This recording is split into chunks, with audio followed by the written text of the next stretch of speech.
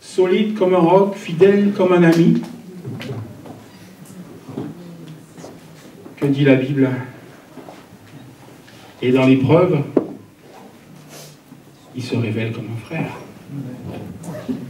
Amen. Comment ça va ce matin? Fraîchement? Je crois qu'il y a des moments où des temps, les choses ne sont pas évidentes. Mais Jésus autocontrôle. Amen. Ce matin, je veux partager avec vous un texte qui se trouve dans Luc. Luc chapitre 1.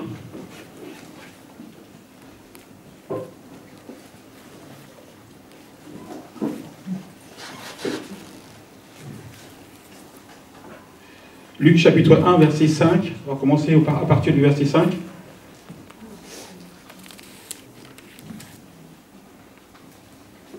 Il est dit, du temps d'Hérode, roi de Judée, il y avait un sacrificateur nommé Zacharie de la classe d'Abias. Sa femme était d'entre les filles d'Aaron et s'appelait Élisabeth. Tous deux étaient justes devant Dieu, observant d'une manière irréprochable tous les commandements et toutes les ordonnances du Seigneur. Ils n'avaient point d'enfant, parce qu'Élisabeth était stérile. Et il était l'un et l'autre avancés en âge. Or, cependant, qu'il s'acquittait de ses fonctions devant Dieu selon le tour de sa classe, il fut appelé par le sort, d'après la règle du sacerdoce, à entrer dans le temple du Seigneur pour offrir le parfum. Toute la multitude du peuple était dehors en prière à l'heure du parfum. Alors, un ange du Seigneur apparut à Zacharie et se tint debout à droite de l'autel des parfums. Zacharie fut troublé et en le voyant, et la frayeur s'empara de lui. Mais l'ange lui dit, « Ne crains point, Zacharie, car ta prière a été exaucée. Ta femme, Élisabeth, t'enfantera un fils, et tu lui donneras le nom de Jean. Il sera pour toi un sujet de joie et d'allégresse, et plusieurs se réjouiront de sa naissance. Car il sera grand devant le Seigneur. Il ne boira ni vin, ni liqueur enivrante, et il sera rempli de l'Esprit Saint dès le sein de sa mère. Il ramènera plusieurs de ses fils, des fils d'Israël au Seigneur, leur Dieu. Il marchera devant Dieu avec l'esprit et la puissance d'Élie pour ramener les cœurs des pères vers les enfants et les rebelles à la sagesse des justes, afin de préparer au Seigneur un peuple bien disposé. Alors Zacharie dit à l'ange, « À quoi reconnaîtrai-je cela? Car je suis vieux et ma femme est avancée en âge. » L'ange lui répondit, « Je suis Gabriel, je me tiens devant Dieu. » Il dit, « J'ai été envoyé pour te parler et pour annoncer cette bonne nouvelle. » Il dit ensuite, « Et voici, tu seras muet et tu ne pourras parler jusqu'au jour où ces choses arriveront, parce que tu n'as pas cru à mes paroles, qui s'accompliront en leur temps. » Amen.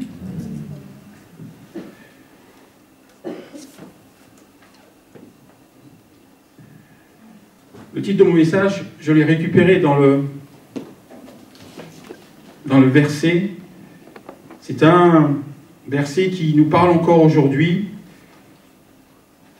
Il dit, « J'ai été envoyé pour te parler. »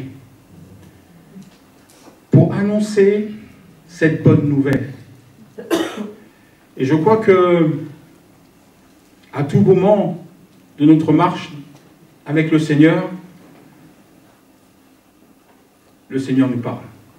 Vous êtes d'accord avec moi? Si nous sachons l'entendre, l'écouter, il nous parle. Et il a une bonne nouvelle à nous annoncer. Nous connaissons cette bonne nouvelle. Christ est venu pour nous sauver, pour nous racheter. Mais au-delà de ça, à chaque instant où nous tenons devant Dieu, il a quelque chose de nouveau à nous annoncer. Nous avons besoin de bonnes nouvelles.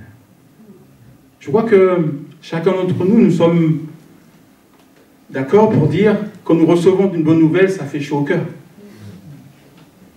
Ça fait plaisir d'avoir une bonne nouvelle. Nous aussi, ce matin, nous voulons dire, Seigneur, donne-moi des bonnes nouvelles tous les jours. Nous avons besoin d'écouter Dieu chaque matin, parce qu'il a quelque chose de nouveau. La Bible dit qu'il renouvelle chaque matin nos cœurs. Hein? C'est dans le renouvellement que nous avançons avec le Seigneur. Amen. Alors,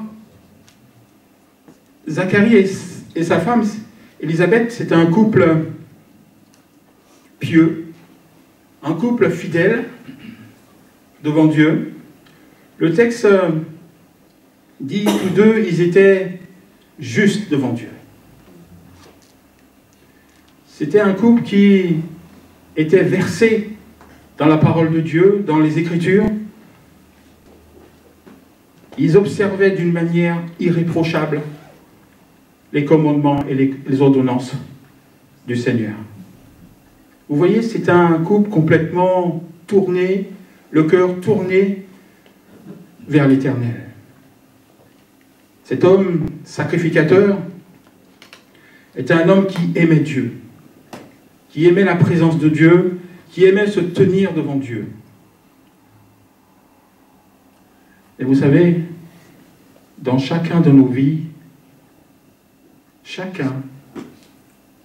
nous avons tous un désir, une souffrance cachée. Nous avons tous besoin de quelque chose, soit que nous puissions le dire, le confesser, ou soit c'est une douleur qui n'est pas partagée. Cette douleur reste en nous. Et nous la nourrissons avec de l'amertume. Et là, la douleur de ce couple, c'était le désir d'un enfant. Et quelle joie, quel bonheur de pouvoir donner vie. Gloire à Dieu. Amen. Je pense que j'imagine la vie de ce couple constamment dans la prière, constamment à prier tous les deux dans la prière. La Bible dit que c'est Zacharie qui priait. Moi, je pense que les deux étaient consacrés dans la prière. Les deux partageaient le même désir. Amen. Il y a autre chose que je voudrais... Je ne sais pas pourquoi le texte le dit, mais à cette époque, Zacharie était un sacrificateur et c'était son tour. La Bible dit qu'il devait entrer dans le temple. C'était pour répandre le parfum. Et je vois que sa prière, pendant toutes ces années, parce que le couple n'était pas jeune, pendant toutes ces années, leur prière est montée à Dieu comme un parfum. Est montée jusqu'au trône de Dieu, jusqu'à ses narines. Et Dieu a répondu à sa prière. Merci Seigneur. Et quelle réponse? Dieu dit, ta prière a été exaucée. Vous savez, regardez bien, Dieu dit, ta prière a été exaucée alors que Élisabeth n'était pas encore enceinte. Imaginez que nous soyons malades et que Dieu te dit, ta prière a été exaucée. Quelle est votre réaction? Il dit, je suis toujours malade, je souffre. Comment c'est pas possible? Si on est pragmatique. Je suis toujours souffrant. Et tu me dis que ma prière est exaucée? Là, dans cette réaction, il y a une dimension de foi. On exerce notre foi. Amen. Et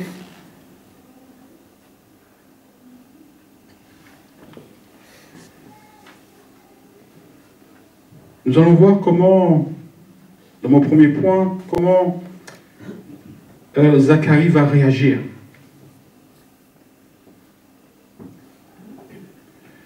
Je disais donc que Zacharie, c'était un homme de prière. Je souligne bien ça. Et lorsqu'il a entendu le message, l'annonce de la parole de Dieu à travers l'ange, Zacharie n'a pas cru. Il a douté. Et là où je veux vous emmener, c'est que nous sommes tous dans ce lieu, des femmes, des hommes de prière. Je dirais que nous sommes sincères dans notre prière. Et pourtant, cet homme de prière a douté. Douté. Question que je voudrais vous poser, est-ce que quand vous priez, le doute vient s'immiscer dans la prière? Est-ce que le doute vient s'immiscer dans votre prière? Je prie, Seigneur, mais au fond de moi, je ne suis pas sûr que tu puisses m'exaucer.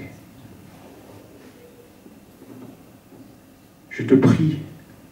Mon cœur est sincère, mais de l'autre côté, j'ai un doute qui est là, qui est toujours là.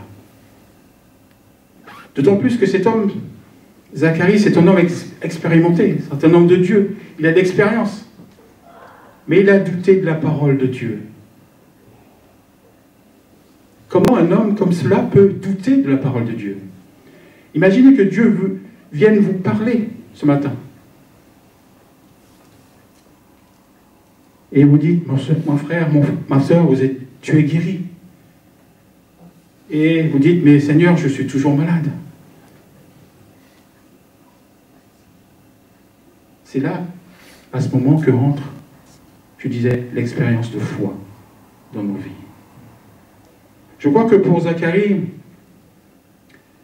ce sacrificateur était entré dans une routine.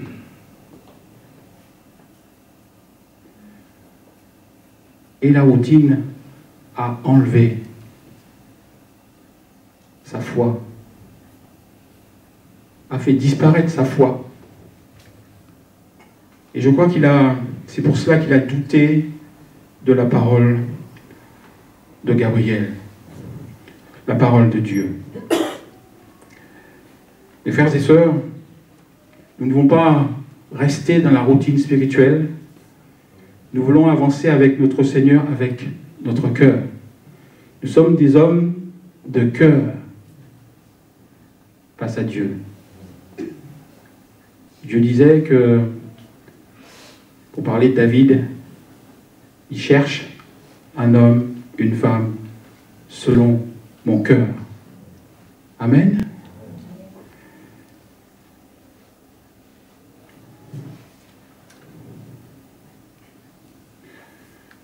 Je voulais vous rappeler deux petites choses pour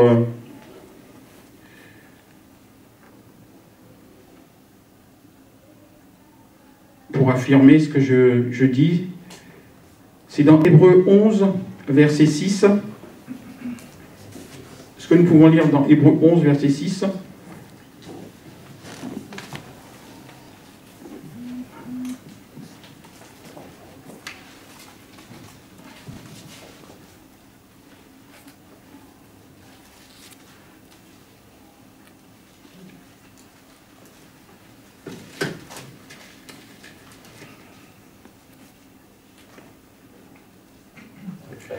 Or, sans la foi, il est impossible de lui être agréable.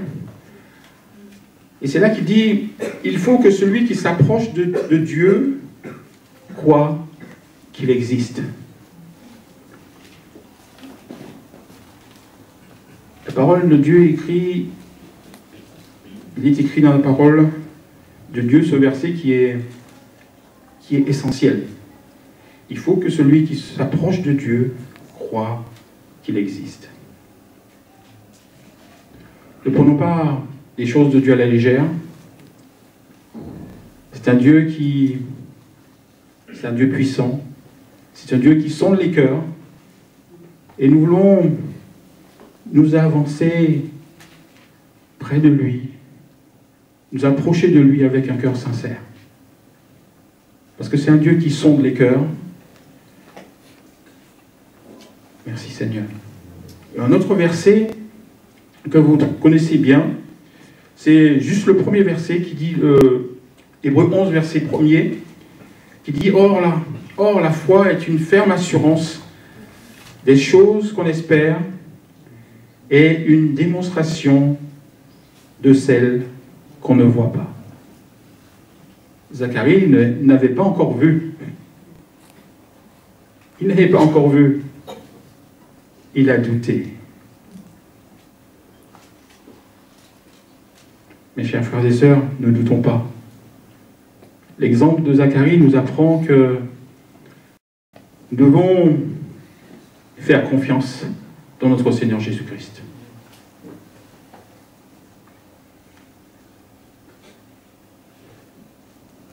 Je voudrais lire un verset dans Luc, toujours chapitre 1, verset 17.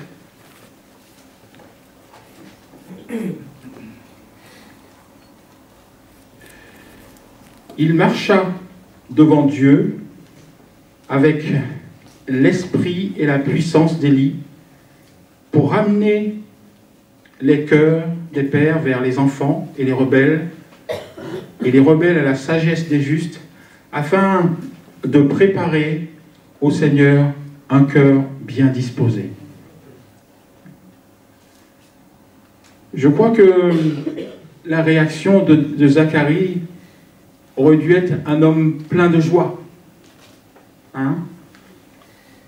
Le texte le dit, le souligne, malgré les doutes de Zacharie, il sera pour toi un sujet de joie et d'allégresse, et plusieurs se réjouiront de sa naissance.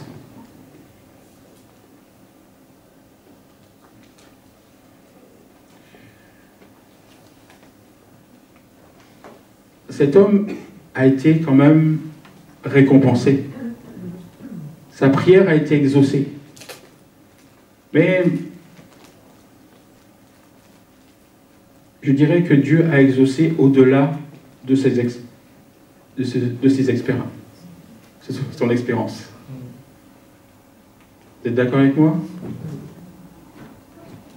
Il a eu cet enfant, mais le projet de Dieu pour cet enfant, c'est Jean. Il a préparé le chemin pour le Seigneur. Hein? Il dit, il sera rempli de l'Esprit Saint dès le sein de sa mère, et sa mission, il ramènera plusieurs des fils d'Israël au Seigneur, leur Dieu. Il marchera devant Dieu avec l'esprit et la puissance d'Élie pour ramener les cœurs des pères vers les enfants et les rebelles à la sagesse des justes, afin de préparer au Seigneur un peuple bien disposé. Dieu bénit au-delà de nos espérances. Et en l'occurrence là, Dieu a béni de façon spirituelle. Parce que Dieu avait une œuvre à accomplir, et l'œuvre, Dieu avait pris sa décision longtemps avant. La décision était déjà arrêtée. Et ce qu'il y a de plus beau dans cela, c'est que Jean, il annonçait qui? La venue de Jésus-Christ. Amen.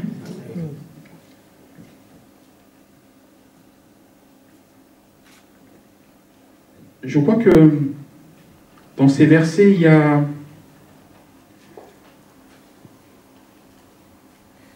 une œuvre de réconciliation.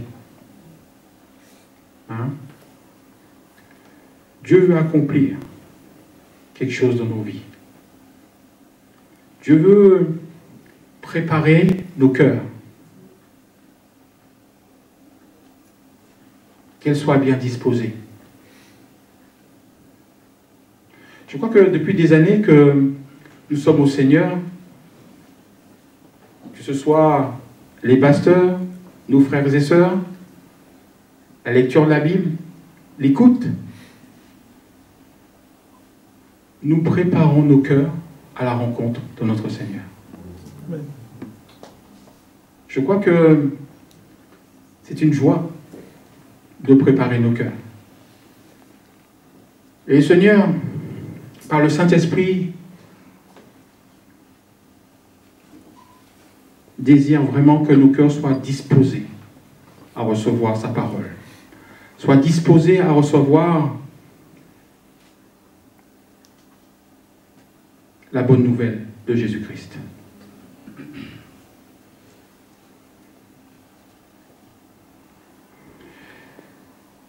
Dieu veut nous rassembler, il veut nous réconcilier, il veut porter son amour dans nos vies, il veut encore que nous puissions marcher selon sa parole.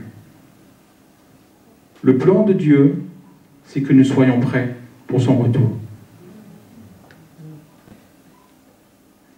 C'était la mission de Jean, préparer le chemin pour Jésus. Mais nous aussi, c'est notre mission. Il n'est pas réservé qu'à Jean ou à Jésus, mais Jésus nous a transmis cette mission aussi.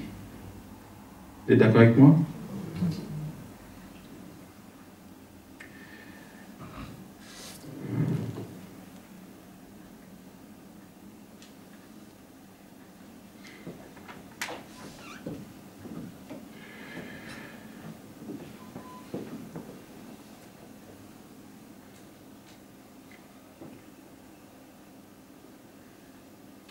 C'est vrai que Dieu prépare les cœurs et ce matin, je voudrais avec vous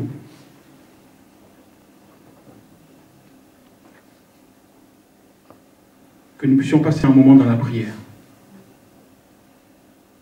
et que nous puissions voir l'exemple de Zacharie et dire, Seigneur, c'est un exemple que je ne voudrais pas reproduire dans ma vie.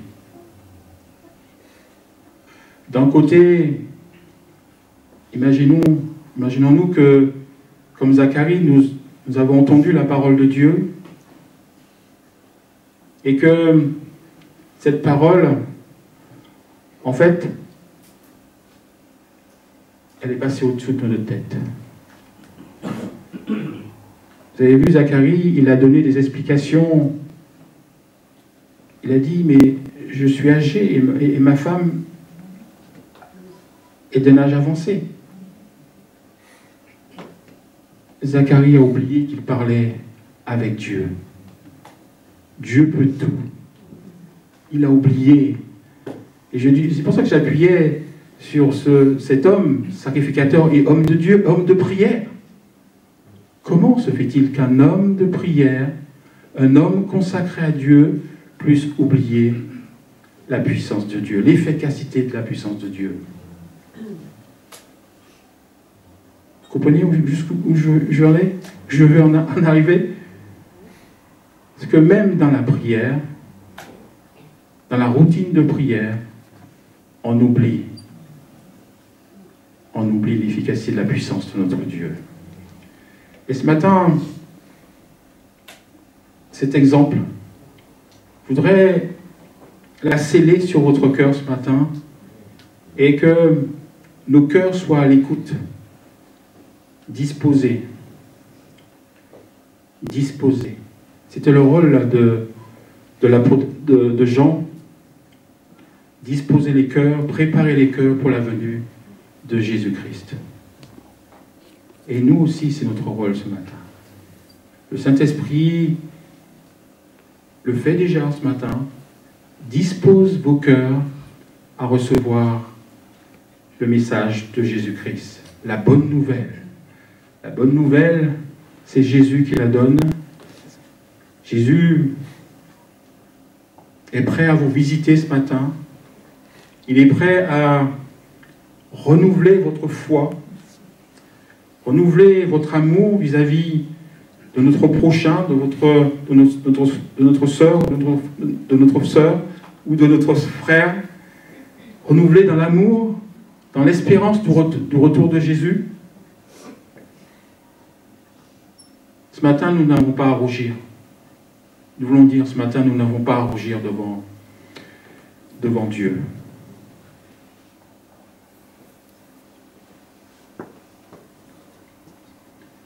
Vous savez, quand quelqu'un vous regarde de façon insistante, vous dites que c'est gênant. Hein? Pourquoi il me regarde comme ça? Imaginez que Dieu vous regarde comme ça ce matin. Qu'est-ce que vous répondez au Seigneur? Pourquoi tu me regardes comme ça, Jésus?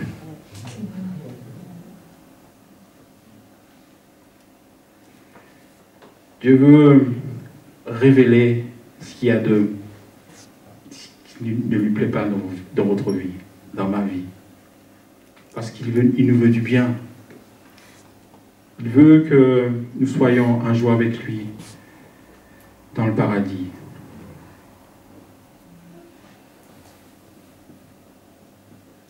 Ce matin, ayant le cœur bien disposé pour accueillir la parole du Seigneur.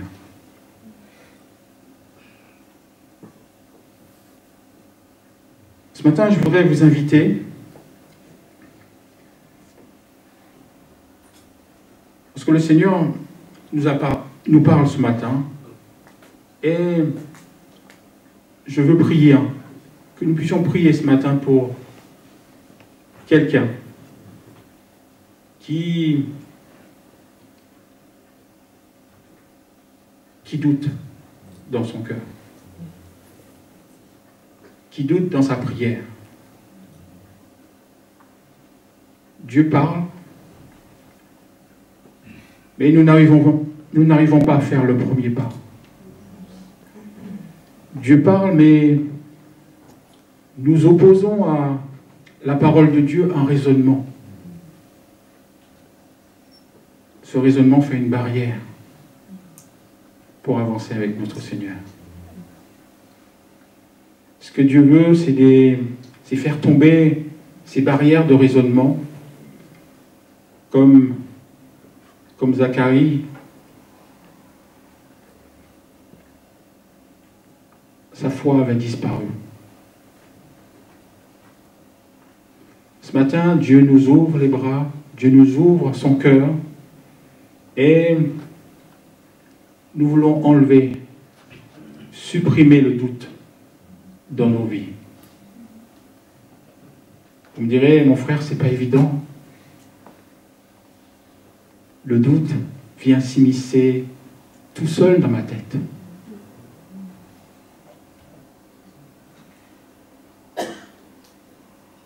Seigneur Jésus est là. Prends toute la place.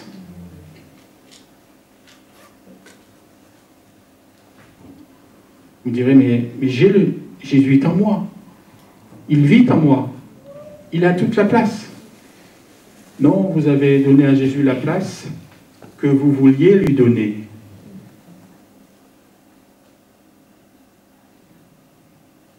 Mais lui, il veut prendre plus de place dans votre vie, dans votre cœur. Il veut élargir sa tente, élargir votre cœur, pour que lui puisse avoir la première place dans votre vie. Amen. Alors ce matin, je voudrais que s'il y a quelqu'un qui, dans sa prière, dans son combat, dans ses luttes dans ses difficultés, qui puisse juste lever la main et on va prier pour cette personne. C'est une démarche, je vous ai vu. C'est une démarche sincère, parce que nous voulons avancer avec notre Dieu.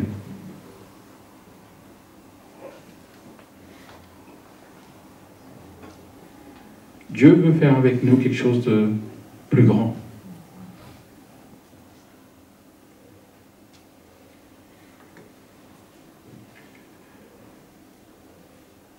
Est-ce que je peux faire venir les musiciens quelques instants et on va prier en même temps pour ceux qui ont levé la main?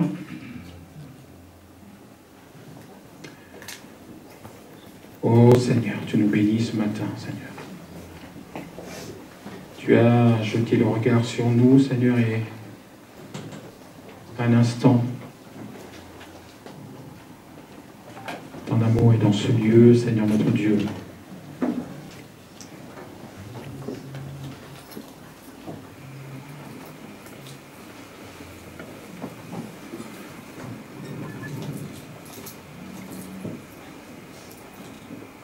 Est-ce qu'on peut reprendre le dernier chant que vous avez chanté?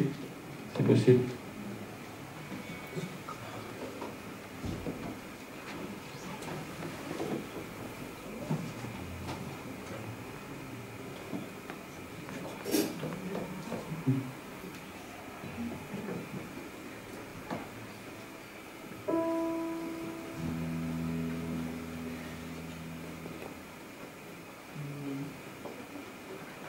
Juste la musique, un fond musical.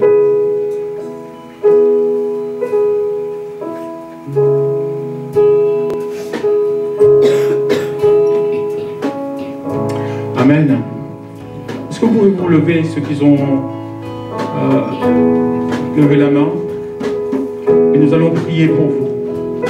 Priez pour ceux ce matin qui sont aussi, qui souffrent dans leur cœur, dans leur vie. Je crois que Dieu nous visite ce matin et nous voulons incliner notre cœur pour qu'il puisse nous visiter. L'exemple de Zacharie, nous ne voulons pas le reproduire dans nos vies. Oh Seigneur, tu bénis nos cœurs ce matin, Seigneur. Oh Seigneur notre Dieu, renouvelle notre foi, Seigneur. Renouvelle notre foi. Seigneur notre Dieu, je veux te présenter, Seigneur, ces âmes, ces frères, ces sœurs qui se sont levés pour toi, Seigneur notre Dieu. Merci de les visiter. Merci parce que ta parole, Seigneur, a son efficacité, Seigneur. C'est au nom de Jésus. Parce que c'est lui, par son esprit, par son Saint-Esprit, Seigneur, tu viens consoler. Seigneur, tu relèves. Tu donnes une foi. Tu nourris notre foi, Seigneur. C'est toi, Jésus, qui est notre nourriture. C'est ta parole, Seigneur. Oh, Seigneur, tu es un Dieu de miracles. Tu es un Dieu qui relève. Seigneur, nous sommes à toi. Nous sommes à Jésus. Nous pouvons confesser le nom de Jésus. Que ceux qui sont debout puissent prier, confesser le nom de Jésus.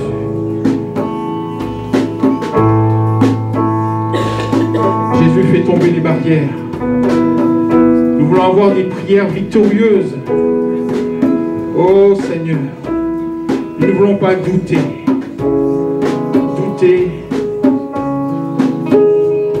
de nos prières. Si nous doutons de nos prières, nous doutons de Dieu. Nous doutons des promesses de Dieu, mais nous voulons saisir la victoire au nom de Jésus. C'est au nom de Jésus que nous voulons saisir cette victoire. Que chacun saisisse ces instants. Dire Seigneur, je ne veux plus douter. Remplacer ce doute par la présence de Jésus-Christ. Remplacer ce doute par l'amour de Jésus-Christ. Seigneur, j'ai besoin de toi. Lorsque je prie, j'ai besoin d'avoir une pleine confiance, une pleine certitude que tu m'as déjà exaucé. Seigneur, c'est une prière de foi que nous voulons entretenir dans nos vies. C'est une prière puissante au nom de Jésus. Oh Seigneur. Oh Seigneur. La parole nous dit, il marchera devant Dieu avec l'esprit et la puissance d'Élie. Mais nous, ce matin, nous voulons marcher avec le Saint-Esprit et la puissance de Jésus-Christ. Amen. La puissance de Jésus-Christ. Alléluia. Il est mort à la croix pour nous, pour cela. Il a souffert. Il a souffert. Il est passé par Gethsémani. Il est passé par Gethsémani. Il a été jusqu'à la croix pour nous. Et jusqu'à la croix, il a été jusqu'à la mort. Oh Seigneur, que tu nous bénisses ce matin. Bénis ces instants, bénis ce lieu, Seigneur, bénis parce que tu as visité chacun d'entre nous ce matin. Tu bénis les âmes qui se sont levées. Au nom de Jésus, Seigneur, sois loué, sois béni. Amen. Alléluia. Gloire à ton nom, Seigneur, notre Dieu.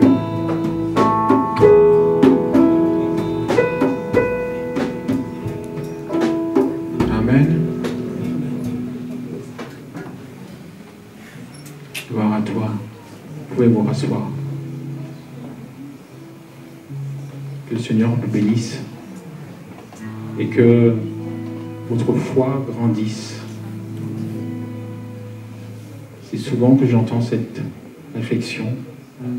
Mais mon frère, je n'ai pas de foi. Je n'ai pas assez de foi pour prier. Nous sommes là pour prier pour vous. Pour que votre foi soit nourrie par Jésus-Christ. On a besoin d'être nourri. Quelquefois, dans nos souffrances,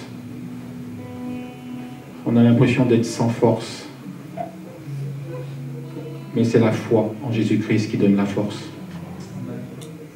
On a besoin d'être exaucé. On dit souvent, Seigneur, tu ne m'exauces pas. On a besoin d'une ferme confiance dans le Seigneur Jésus. Le doute fragilise notre prière. Dieu a du mal à recevoir un cœur qui doute. Même dans votre vie personnelle, quelqu'un qui doute, n'avez pas confiance en lui. Ne doutez pas face à Jésus-Christ. Amen. Je laisse toute la place aux annonces. Je laisse la place à Audi.